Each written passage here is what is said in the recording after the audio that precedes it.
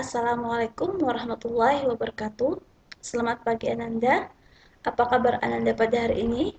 Semoga senantiasa sehat dan senantiasa dari naungan Allah Subhanahu wa taala. Ananda, hari ini kita memasuki bab ketiga.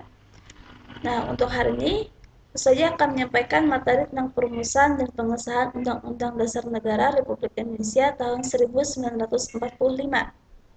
Silakan kepada Ananda untuk berdoa terlebih dahulu. Kemudian persiapkan dirinya serta persiapkan alat tulisnya untuk menyimak materi yang akan Ustazah sampaikan pada hari ini. Tujuan pembelajaran yang pertama, Ananda diharapkan mampu mendeskripsikan perumusan Undang-Undang Dasar Negara Republik Indonesia dalam sidang kedua BPOPKI. Yang kedua, Ananda mampu menjelaskan kedudukan konstitusi di negara Republik Indonesia. Nah, Anda hari ini kita akan bahas tentang perumusan Undang-Undang Negara Republik Indonesia tahun 1945. Nah, hari ini kita akan mempelajari tentang konstitusi negara terlebih dahulu. Nah, tahukah kalian apa itu konstitusi? Nah, istilah konstitusi itu banyak dalam bahasa yang berbeda-beda. Nah, seperti bahasa Inggris, constitution, dalam bahasa Belanda, konstituti, dalam bahasa Jerman, constitution, dan bahasa Latin, constitutio, yang berarti undang-undang dasar atau hukum dasar. Nah, jadi pada dasarnya konstitusi itu terbagi menjadi dua. Yang pertama, konstitusi tertulis. Yang kedua, konstitusi tidak tertulis. Konstitusi tertulis adalah aturan-aturan pokok dasar negara, bangunan negara, dan tata negara yang mengatur kehidupan satu bangsa di dalam persekutuan hukum negara. Nah, kemudian di sini ada konstitusi tidak tertulis. Konstitusi tidak tertulis merupakan disebut juga dengan konvensi, yaitu kebiasaan ketatanegaraan yang sering timbul dalam sebuah negara. Nah, contohnya adalah konvensi dalam ketatanegaraan Indonesia antara lain pengambilan keputusan di MPR berdasarkan musyawarah untuk mufakat. Kemudian ada pidato presiden setiap tanggal 16 Agustus di depan sidang paripurna DPR dan sebelum sidang MPR atau sebelum MPR bersidang. Nah, biasanya mendekati hari proklamasi kemerdekaan itu biasanya ada sidang MPR. Nah, di situ ada pidato presiden, itulah yang disebut dengan konstitusi tidak tertulis. Hukum ESJWD, Undang-Undang Dasar adalah naskah yang memaparkan rangka dan tugas-tugas pokok dari badan-badan pemerintahan suatu negara dan menentukan pokok-pokok cara kerja badan-badan tersebut. Nah, di dalam negara yang menganut paham demokrasi seperti Indonesia, Undang-Undang Dasar mempunyai fungsi yang khas, yaitu membatasi kekuasaan pemerintahan agar penyelenggaraan kekuasaan tidak bersifat sewenang-wenang. Jadi, pemerintah itu tidak bisa bersikap seenaknya kepada rakyat karena ada hak-hak yang dibatasi. Nah, jadi hak-hak kekuasaan yang dibatasi kepada pemerintah. Nah, sebagai negara apa sih negara demokrasi itu? Nah, negara demokrasi adalah negara yang terbuka. Nah, jadi semua orang termasuk rakyat itu boleh berpendapat atau boleh mengkritik terhadap pemerintahan selama kritikan tersebut tidak bersifat merugikan. Nah, dengan demikian diharapkan hak-hak warga negara akan lebih terlindung. Nah, gagasan inilah yang disebut dengan konstitusionalisme.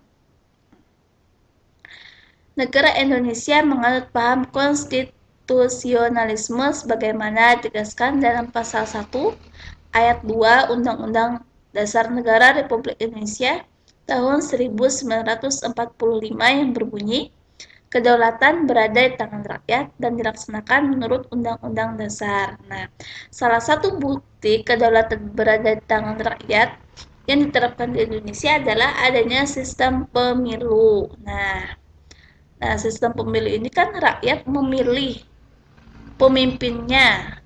Nah, menggunakan suaranya. Jadi, tidak asal-asalan langsung dipilih, tetapi dipilih langsung oleh rakyat. Nah, apa itu konstitusi? Apa itu ciri-ciri konstitusi? Yang pertama, konstitusi merupakan hukum dasar yang dijadikan pegangan dalam penyelenggaraan pemerintahan negara. Nah, jadi konstitusi ini adalah pegangan dalam penyelenggaraan pemerintahan negara. Nah, pegangan, pedoman ya. Yang kedua, konstitusi ini ditetapkan oleh badan khusus dan lebih tinggi kedudukannya. Nah,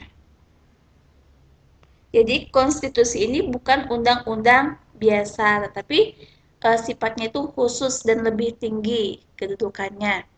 Kemudian, konstitusi merupakan hukum yang paling tinggi dan fundamental sifatnya. Nah, kita berbalik lagi ke pelajaran yang sudah lewat bahwa Undang-Undang Dasar Negara Republik Indonesia itu ditetapkan oleh PPKI pada tanggal 18 Agustus 1945. Nah, sebelumnya naskah undang-undang tersebut disiapkan oleh BPOPKI pada sidang kedua, yaitu tanggal 10 Juli sampai dengan 17 Juli 1945. Ananda, pada sidang kedua yang dilaksanakan pada 10 Juli sampai 17 Juli 1945, nah, dibentuklah panitia hukum dasar dengan anggota 19 orang yang diketuai oleh Insinyur Soekarno. Kemudian dari panitia tersebut dibentuk lagi panitia kecil yang diketuai oleh Sopomo. Nah, panitia kecil ini bertugas mengadakan sidang yang pertama pada tanggal 13 Juli 1945 ini berhasil membahas tentang lambang negara, kemudian negara kesatuan, kemudian sebutan Majelis Permusyawaratan Rakyat, dan membentuk panitia penghalus bahasa yang terdiri atas Jaya Diningrat, Salim, dan Sopomo. Jadi penghalus bahasa maksudnya ini bahasa undang-undang dasar agar bahasanya ini jangan sampai ada bahasanya ini yang menyinggung sekelompok orang atau individu. Nah, pada tanggal 14 Juli 1945 kemudian mengadakan sidang lagi dengan agenda pembicaraan tentang pernyataan kemerdekaan. Nah, pada tanggal 15 Juli 1945 dilanjutkan dengan acara pembahasan rancangan Undang-Undang Dasar sehingga pada 16 Juli 1945 akhirnya diterima dengan suara bulat. Nah, itu naskah Undang-Undang Dasarnya. Nah,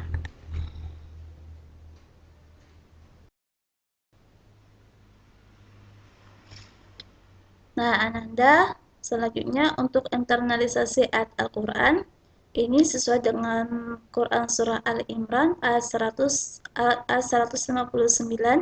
yang artinya maka berkat rahmat Allah lah engkau Muhammad berlaku lemah lembut terhadap mereka, sekiranya engkau bersikap keras lagi berhati kasar, tentulah mereka akan menjauhkan diri dari sekitarmu. Karena itu maafkanlah mereka dan mohonkanlah ampunan untuk mereka dan bermusyawarahlah dengan mereka dalam urusan itu. Kemudian apabila engkau telah membulatkan tekad, maka bertawakallah kepada Allah, sesungguhnya Allah mencintai orang-orang bertawakal. Nah, Ananda, pada pembelajaran tadi kita lagi-lagi membahas tentang pentingnya melakukan musyawarah untuk menghasilkan sebuah keputusan. Karena insya Allah keputusan hasil musyawarah adalah keputusan yang terbaik. Di sisi lain, musyawarah juga mengajarkan kita untuk senantiasa menghargai pendapat orang lain, kemudian senantiasa menerima bahwa pendapat kita itu tidak selalu benar. Gitu.